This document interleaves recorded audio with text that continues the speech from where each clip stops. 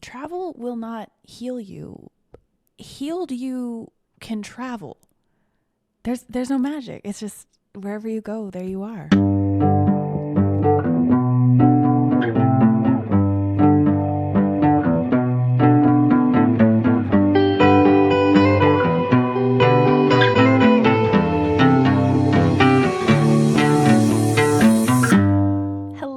Welcome to this week's episode of the Uncovery podcast. My name is Maddie and I'm recovering from anorexia and I talk about it on this podcast. Okay, I'm home. Yay. I've been home for a few days, but jet lag and catching up on stuff and something like we're here. We made it here when we made it here. And finally today, I think I'm fully over jet lag now. It's been a few days.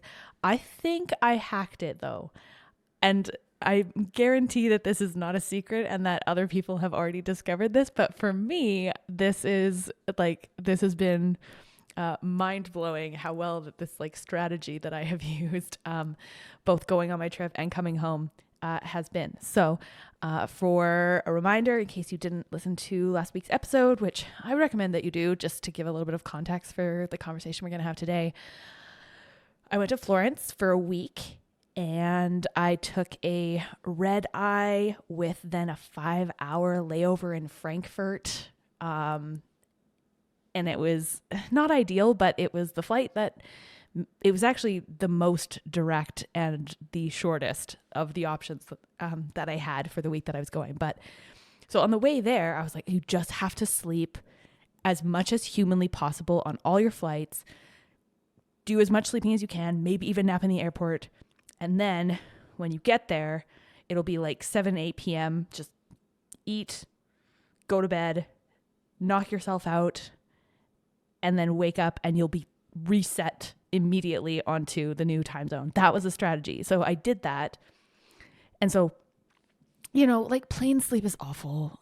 There's no such thing as being that was such a restful time. If you're in coach, if you're in those pods, which I've never been in, which if that is your life, I just love that for you so much. But I was also going for UNICEF. So it's they're not going to put me in a pod. So I'm in coach. I'm on an aisle seat. And so I think for 6 hours of the 9-hour flight, I was half asleep. That pseudo sleep that you're kind of moving back and forth and nothing is really comfortable. Anyway, did as much sleeping as I could. Frankfurt Airport, 5-hour layover. Not ideal, but I did actually manage to find a bench of seats and it was a very empty area. And I just took a little snoozle and a little nap there. Knocked myself out when I got to Florence with a Benadryl, 3 melatonin, and just unconscious. Woke up the next morning. I felt fresh as a daisy. I think it helps when you travel because you're excited to be somewhere and it's all new and stimulating and whatever. So I think that helps too. I didn't find myself bonking too much throughout the week. But as we're going to talk about, a lot of this probably has to do with nutrition and energy levels, and everything is a lot easier when your body is not starving. And that is the whole lesson of all recovery ever. It's just everything is easier when your body is not starving. This should not be news, but I continue to have to prove myself to prove this to myself over and over, sort of with each new life experience that I go through. Okay. So that's the hack. That's the jet lag hack, is just knock yourself completely unconscious with whatever means necessary at the bedtime that you need to have in the place that you are. And then when I was coming back, which I always find it easier coming east to west and coming back to Calgary from Europe, because then if you can just stay awake as long as possible, tire yourself out, and then go to bed at even a reasonable bedtime, even if it's 7, as long as it's dark out, I feel that's justifiable. So I went to bed at 7 p.m. the night that I got back, but I was exhausted. So I slept for 12 hours. And then I was relatively set. I still was getting tired in the afternoons the last couple of days, and waking up, quite early, but I love that anyway. So anyway, that's my hack. Just knock yourself completely unconscious by whatever means necessary and then flourish. I'm probably not the first person to think of this, but it's what I would recommend. Okay. So travel in recovery, and wherever you go, there you are, is sort of the thing that I've been thinking about. And what this trip showed me was the insane difference between where I am now and where I have ever been in the past. And even a year ago, what was unimaginable to me, the things that I'm capable of doing because of recovery and just trying it, because you just have to do the things that used to scare you to prove to yourself that they won't kill you. And then you just keep doing them over and over. So I saw this as a real opportunity to sort of, I don't know, benchmark or level set with where I'm at in recovery, because it was just a week. So it's not like I was going off for months and months. And so if the wheels fell off, it would be a disaster. Oopsies. I have a message. Oh dear. So it was contained enough that it felt like a safe kind of bubble of a trip to sort of test where I am in recovery, with the ability to eat different foods, be working a lot, like trying new things, because where else in the world is better to to eat new foods than in Italy? Like that's the pinnacle. That's the peak of the whole damn thing, is like, if you can do a trip in Italy and actually eat all the Italian food that you haven't had, like that's a really, really good test. So this whole thing was a really interesting experiment, but it's also very, very difficult for me to describe the mindset of going through it and being in it, because it's almost like I just decided to treat it as though I was a normal person. And I'm finding this more and more over time, that it's just about doing what normal people do, and less what I used to do, and less what my eating disorder used to want me to do. Which doesn't mean that I don't think about it all the time, because I still think about it all the time, but I just do the good thing anyway. And so it's almost like I just decided, like, okay, well, I'm just going to do what I need to do, and I'm going to use it as an absolute like stretch assignment in recovery to sort of push through this week in ways that I have not challenged myself yet, because as much work as I've done, there are still things, and I've talked a little bit about this, where at home I'm still not super creative with the foods that I buy and eat, because I'm so used to just having the same things. So it's really only when I'm out or with other people that the boundaries really start to get pushed. And so this was the exact thing that I did. And it was like, I don't even know how to okay, if you have an eating disorder, you will understand how insane it feels to do things like this. And if you're a normal person, you'll be like, you're insane for this being a big deal. But so like I ate airplane food, like the meal on the flight, which traveling with an eating disorder is very stressful, because you are sitting a lot on a plane. And especially when you have things like 9-hour flights, 5-hour layovers, whatever it is, you can't exercise, you don't have access to your safe foods. Your default position becomes, oh, well, I just won't eat anything then, because what a handy excuse to just, oh, well, wrong time zone, wrong time, wrong place. Oh, I don't like airplane food.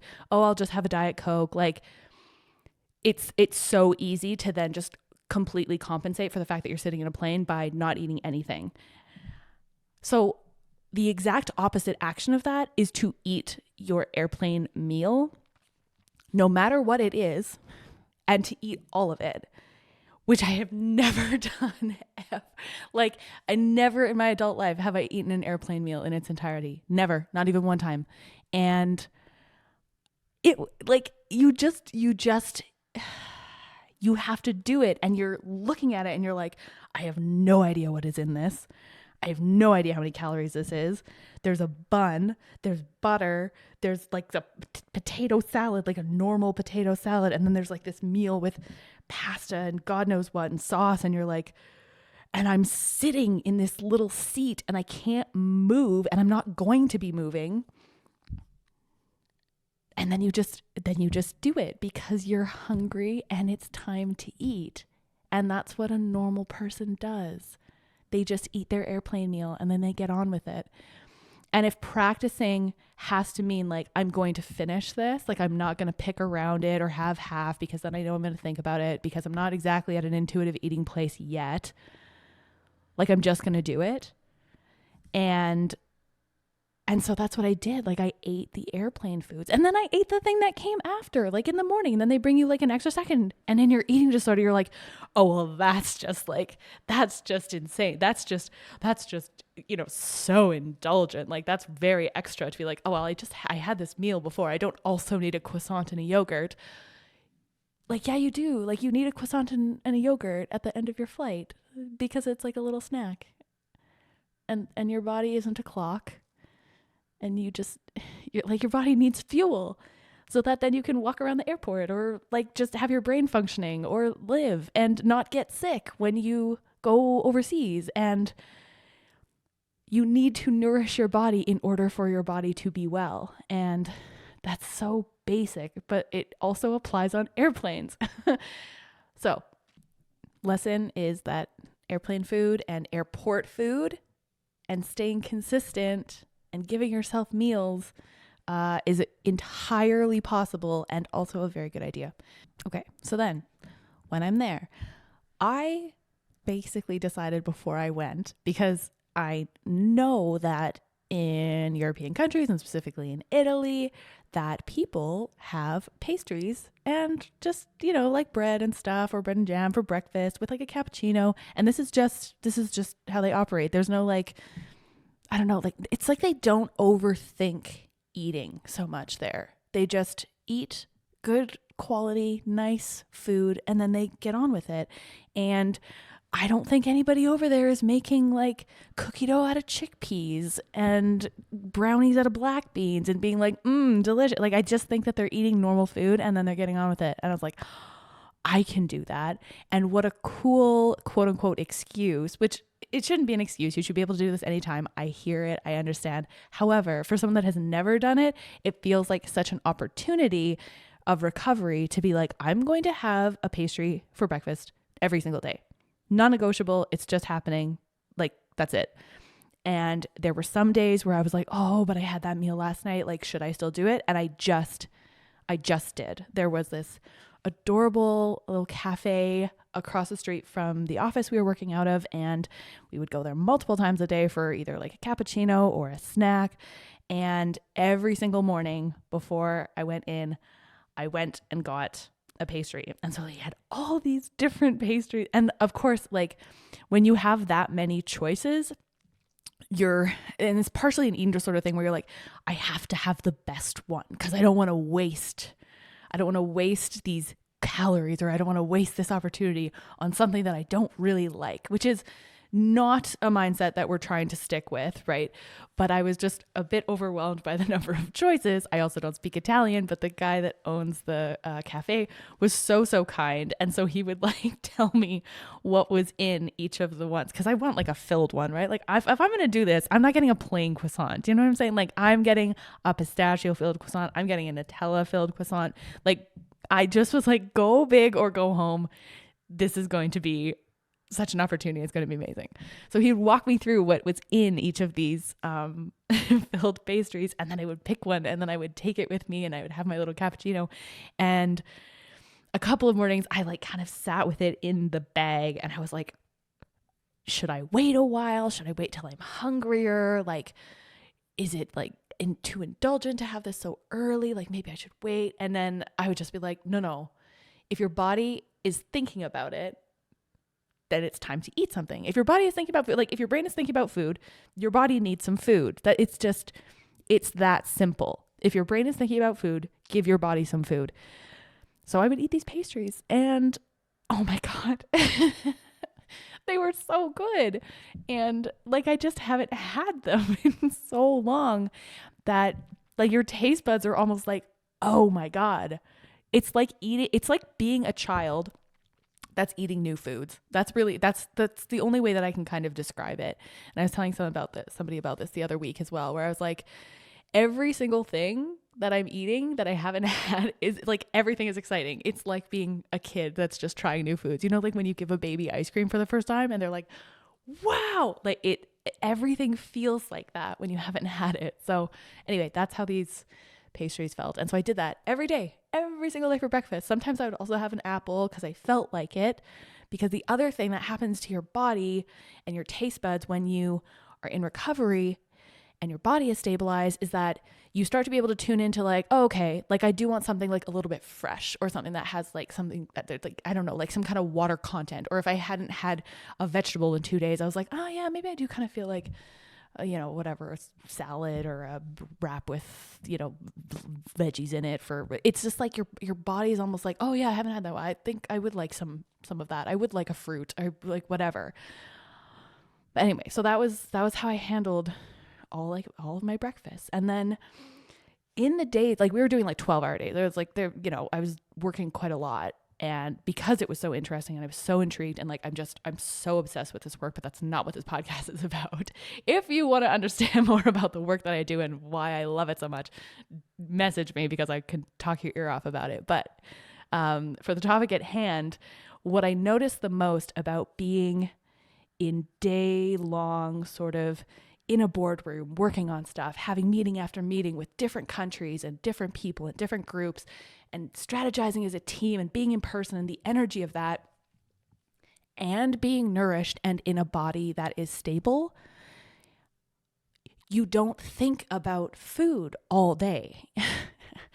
You don't like sit there thinking about the next meal or the next thing or stressing about how many calories were in that pastry. Like you just get on with it. And also working by myself 99% of the time now, being around people and then just kind of following their lead with, what are we going to do for lunch? So we like go out for lunch and people are ordering normal food and it's Italy. So it's Italian food, or we're going to this cafe where there's a bunch of other options and people are getting all kinds of things. And it's time to eat. So we all go for lunch and I don't skip meals anymore.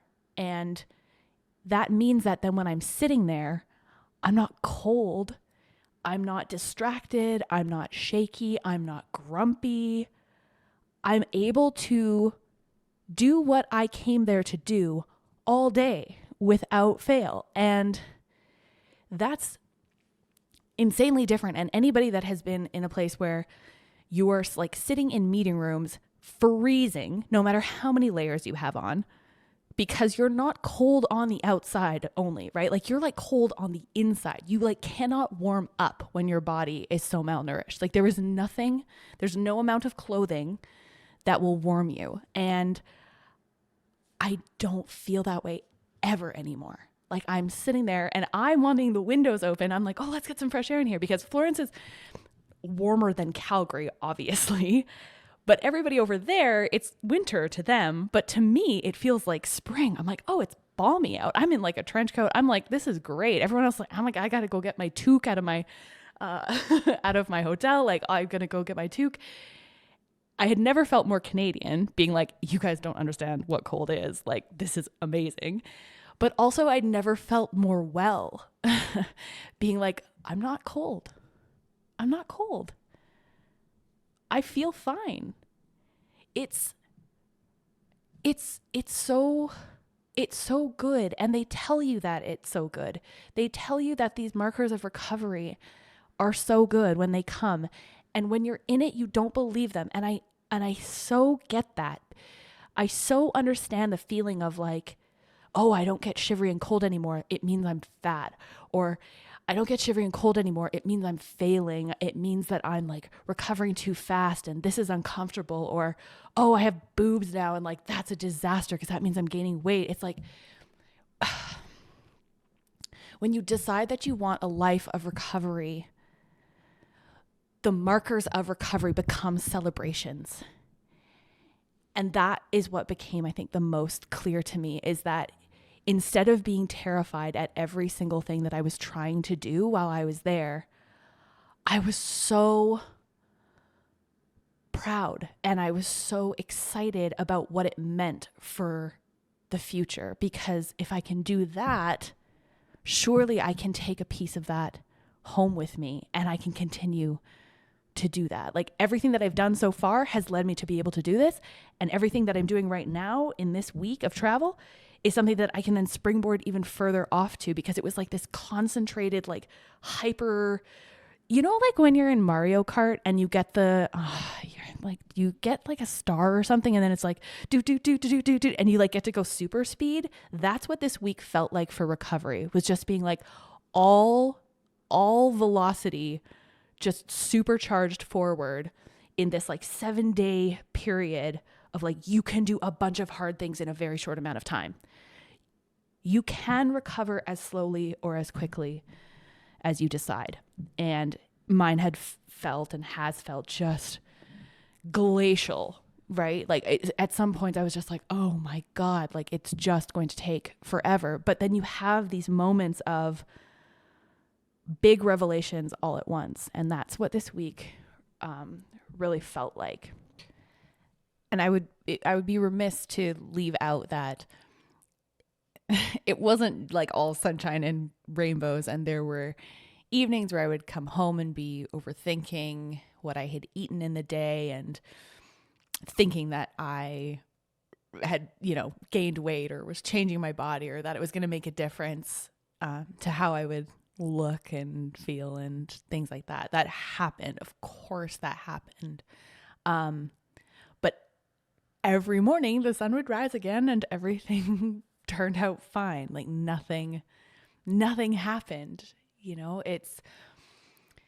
It's worth every single hard thing that you do in recovery, when you realize that there is a whole freedom that comes with it when you eat pasta and then you don't think about food the rest of the night, because that type of food is satiating and nourishing, and you don't feel moreish and like you need a snack or like you need this, and like you just go home and you go to bed and you sleep through the night and you wake up and you have another pastry for breakfast with a whole milk cappuccino, because they're not doing cashew milk and shit in Italy. They're not. They're just giving you normal food, and you have it and you sit there and you work and you focus, and then you have lunch and then you work, and then you are not thinking about food and you're eating the chocolates that are in the middle of the table or the cookie that somebody brought from the cafe across the street in the afternoon. And you're not thinking about what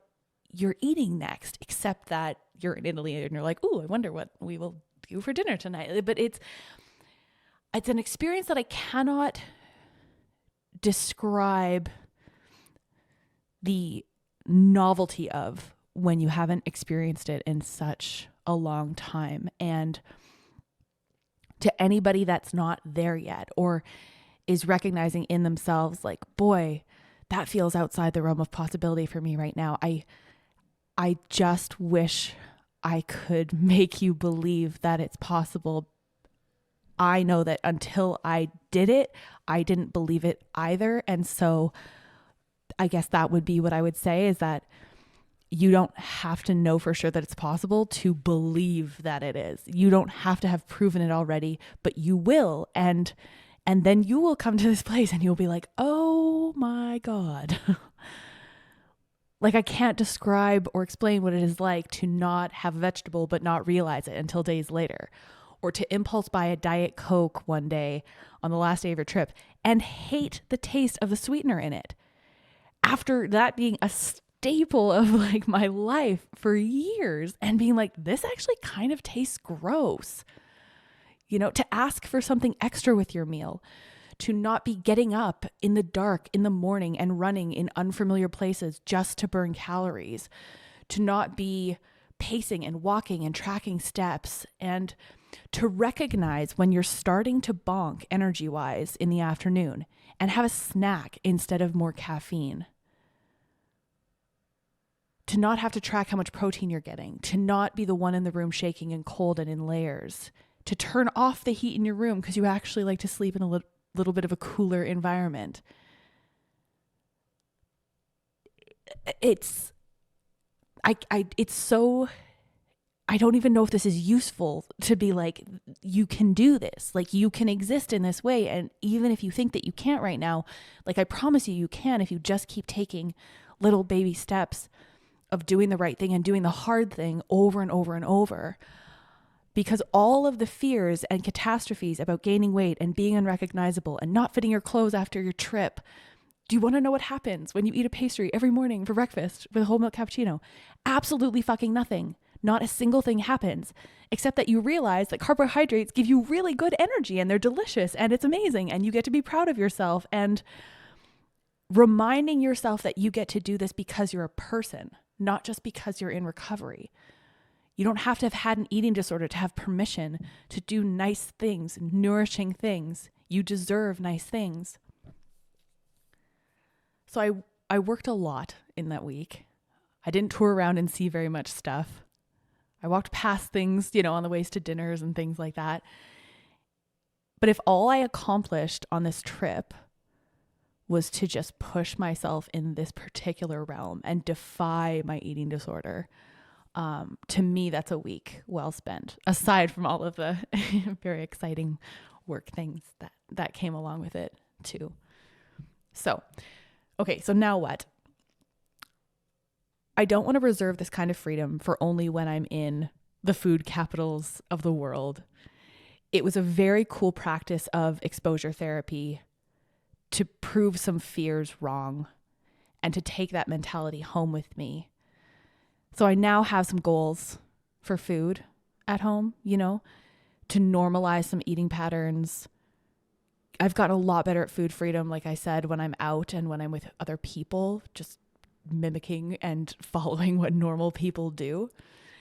But I also have a lot of travel coming up. And so this was kind of like a pilot experiment of, am I ready and capable of doing more trips and longer trips? And this feels like a really good, successful pilot of that, that I can kind of take forward. So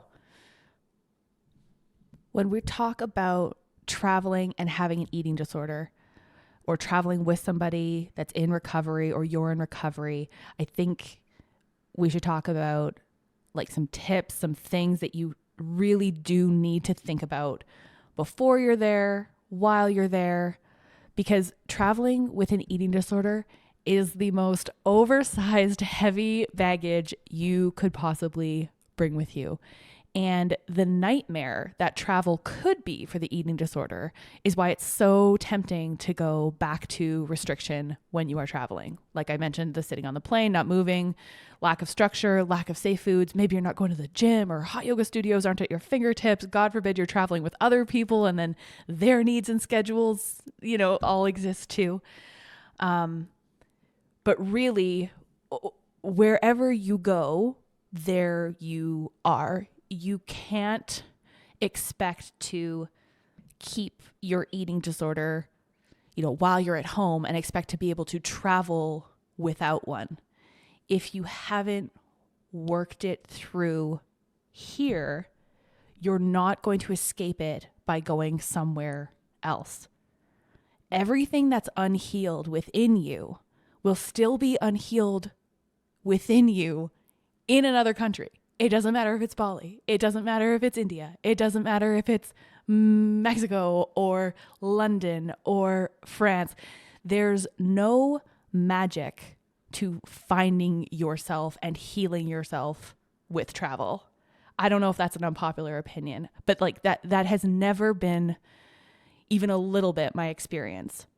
You have to be doing the work inside yourself for the context around you to be conducive and supportive of that healing. Otherwise, the shakeup of being elsewhere and being out of your normal pattern and routine, that type of shakeup means that you will fall back into your default settings, right? We don't rise to the level of our aspirations. We fall to the level of our systems. And if your default system is still faulty, that will be where you end up going. So wherever you go, it's still you.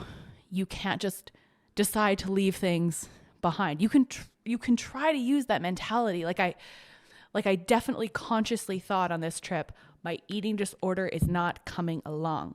He's not invited. We're not packing him. But if I hadn't done all of the work that I'd done here at home, I wouldn't have been able to leave him behind, right? Like that's not how it works. And I think that for a lot of reasons, people think that, I don't know, that they'll find themselves somewhere out in the world. There's no magic to the travel thing. There isn't. I've been a lot of places. I've done yoga teacher trainings and all kinds of adventures. And I was always the same inside. And I was still carrying all of my shit around while I was doing it. There's no magic. You're eventually going to have to deal with what's actually in there, no matter where you are. So in support of that, sort of wherever you go, there you are, I think being really aware of where you're at in your recovery is going to make a huge difference to what your experience of travel is and whether then recovery is sustained throughout that, which is that's what you got to do, right? Like that's the ideal. You cannot use it as an excuse to fall back. You can't use the like coming home as some kind of overcompensation for whatever it is that you ate or didn't eat on that trip. Like it has to be that recovery maintains top spot as a priority wherever you are in the world, whatever it is that you're doing. So you have to be really honest about where in recovery you are, especially if the travel is elective, right? Like there may be scenarios where you are traveling for visiting somebody that's sick or going for work. If those things are the reason behind it, then it's just about how do you structure your trip in a way that is supportive of your recovery. If you aren't in a place where things like being more intuitive about food, not having so many fear foods, like really, really being all in recovery. If you're further back than that, which is totally valid and will completely happen, then it's about structuring the trip around recovery supportive behaviors. But if it's elective, really think about whether or not it's time for you to travel yet. If you are barely out of, a treatment program, or you're still very much in the mucky middle, and there's some opportunity to go travel abroad for a couple of years, for example, for like a master's degree, I would say don't send yourself out half-baked, because the experience of it is high risk for a relapse. That's just my experience. Obviously, I turned out okay. Like I still had wonderful experiences throughout my sort of travels with my eating disorder. I won't deny that, but there was so much lost in what that could have been. And there was so much that I took out on myself and on my body in order to sort of have it go well and complete it. And it doesn't have to be that way. If you're a little bit patient with your recovery and you can wait a little while to really fly the coop. Traveling with someone else, I think is a recovery supportive plan. If it's a trusted person that knows about your eating disorder, that knows what you're going through, that you can talk openly about like what feels scary, what feels comfortable, where you're at with it, and someone that will also hold you accountable to recovery protective behaviors, that's the kind of person that should be on your trip with you. Now I feel in a place where I'm like very happy to be able to travel solo again. I think probably even, several months ago, I probably would have felt like, oh, it's a good thing that my family is on this trip with me, or it's a good thing that this person is on a trip with me because I can't run away from the normal patterns of eating and the environments that make that possible. So having someone with you is really helpful. If, for example, you are traveling and let's say exercise is a part of your eating disorder cocktail, perhaps avoid booking things that have gyms, like hotels that have gyms, or try not to place your Airbnb like very close to your particular exercise regime of choice, like a studio of some kind. At the same time, depending on where you're at in recovery, it's often too anxiety provoking to just cold turkey cut yourself off from some of those behaviors. That I totally understand. Like some kind of moderate middle of, okay, well, I'm not going to just over the top over exercise, but if I go a couple of times a week, maybe that'll keep my anxiety a little bit at bay and allows me to go through this trip with like some more mental wellness or like some more mental comfort. Like we don't need to shoot for perfection, like 100% recovered behavior.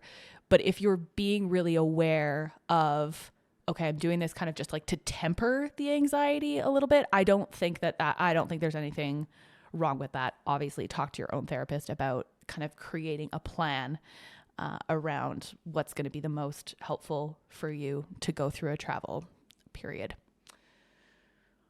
Overall, I think the balance here is, how do you open yourself up to the most recovery positive type of behaviors and environments that you possibly can, and give yourself that opportunity to really stretch yourself and do some things that you normally wouldn't, and teach yourself that you can do hard things, and to be able to have space for that, while also creating enough structure around your trip that you know that your default systems are recovery supportive, whether that's meal planning or looking at, what's around you that you're going to be eating, and knowing that you're going to have a schedule that allows you to fit in all those meals. Because that's another thing about traveling that sometimes happens, is that stuff is a little bit out of schedule and you kind of wander around, and then people, eat when they feel like it, and then they'll have a snack and, oh, maybe I'm not ready for dinner. Or like in Italy, for example, they don't eat at 5:30 p.m., much to my dismay.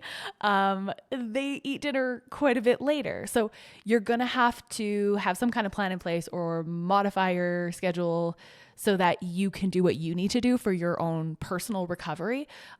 So a little bit of that thinking ahead, a little bit of that planning and vigilance, depending on where you're at in recovery, that's actually going to be really, really important, because to kind of completely throw the reins off may not result in positive recovery supportive behaviors, because your default system just isn't strong enough to be consistently in that mindset of recovery yet.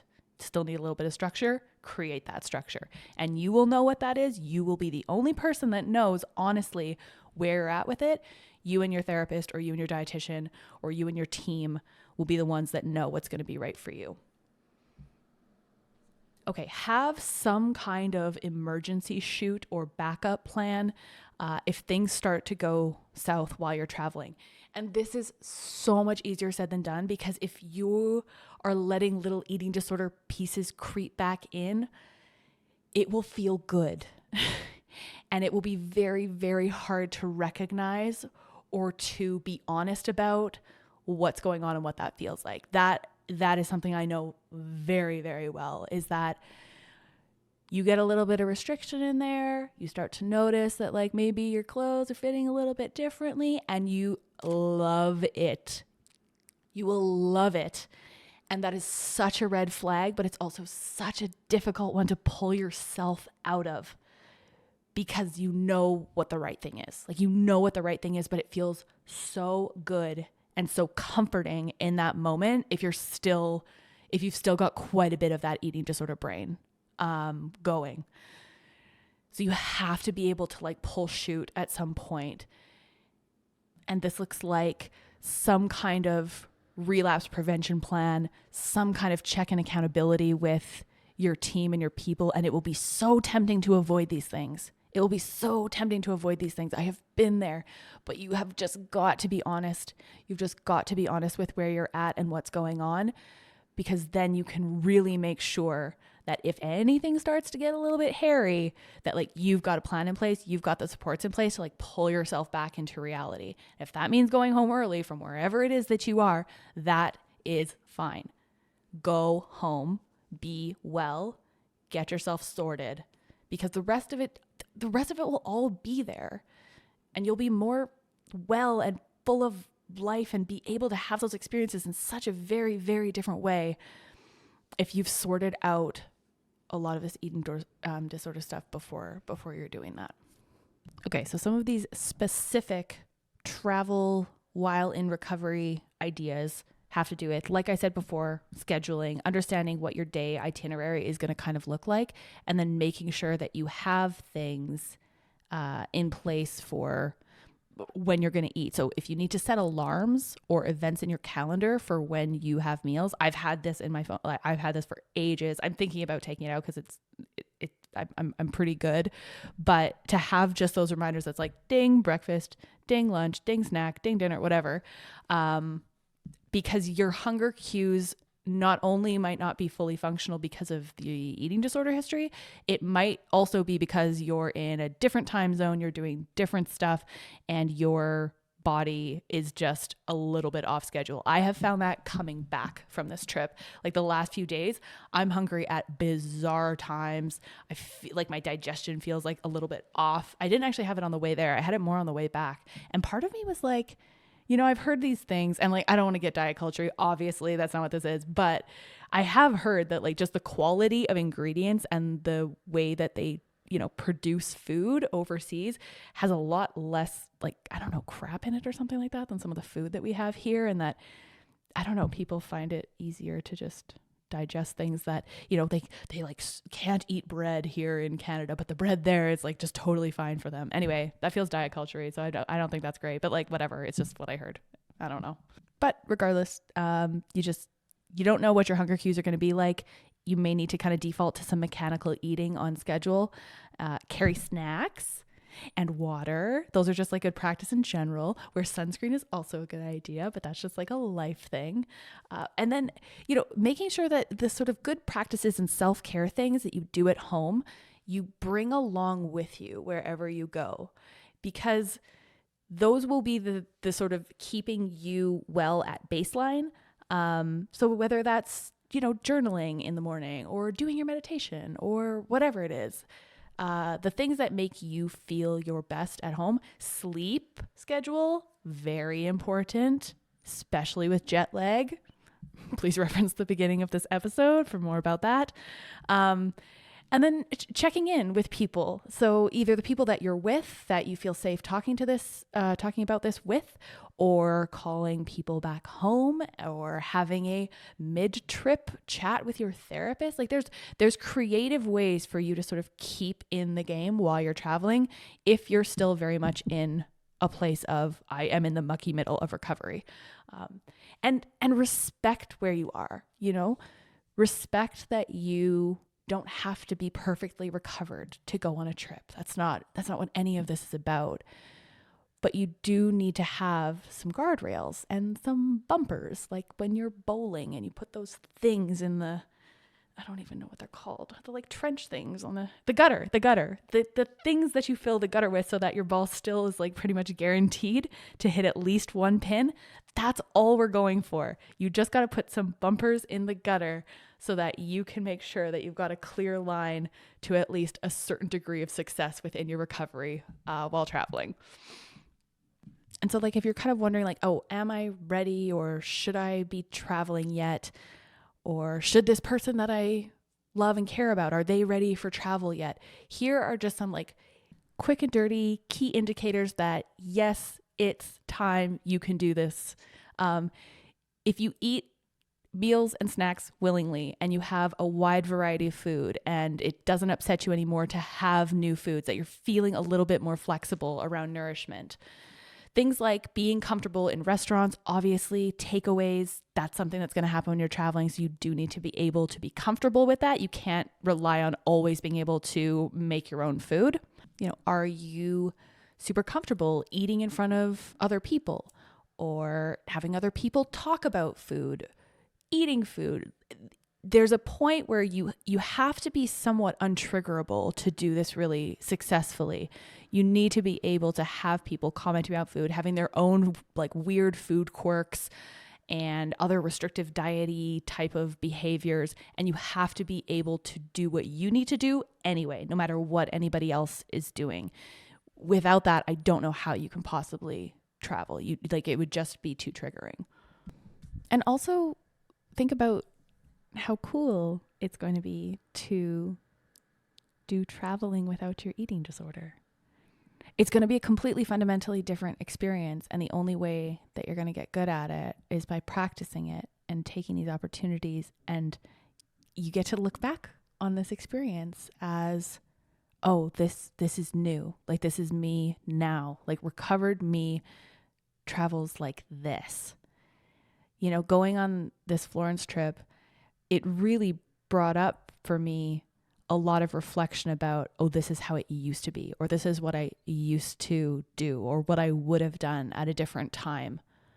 It brought up a lot of memories of like past trips and past travel. I've talked about when I was half-baked and went out into the world, and I went from kind of white knuckling recovery to flying the coop, and I was just not ready. I wasn't recovered. I wasn't all in on getting better yet. I was already slipping mentally from like a stressful relationship that I was leaving behind. But traveling is a massive privilege, and I'm really, really pleased that I'm getting the opportunity to get to do what I love while getting to fly to fun places and eat fun food. And it's something that I could not possibly have imagined a year ago.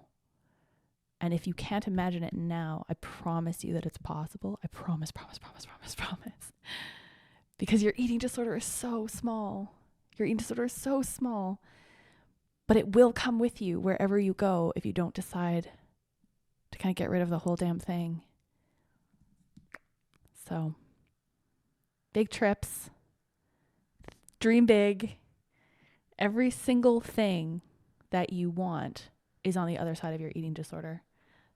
And I know that people say that, and I'm sure you've heard it before, but everything that they've said has turned out to be true. And it is so annoying, but it is absolutely true. Every single thing that you want is on the other side of the fear that comes with your eating disorder. Everything. So, I would encourage you to eat a pastry wherever you are in the world, whether it's Italy or your neighborhood cafe. That will do just fine. Practice doing the right thing, the recovery-based thing. I believe in you, and we'll see you on the next episode.